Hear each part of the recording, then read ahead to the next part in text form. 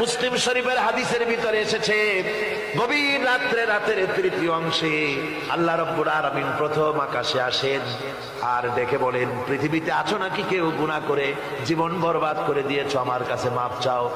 ঋণগ্রস্ত আছো, অসুস্থ আছো, অপমানিত আছো, কে আছো মাজলুম, আমাকে ডাকো, আমার কাছে বলো, আমি ডাকের সাড়া দেব, জীবনের আশা পূরণ করে দেব।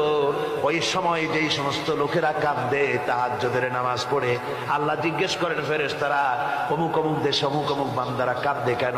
ফেরেশতারা বলে, রব্বুল আলামিন তুমি তো ভালো করে জানো। আল্লাহ বলেন, জানি, তবুও তোমাদের মুখে শুনতে চাই। তারা বলে, রব্বুল আলামিন তোমার এই বান্দা গুনাহ করেছে, গুনার জন্য মাপ চায়, জাহান্নাম থেকে বাঁচতে চায়।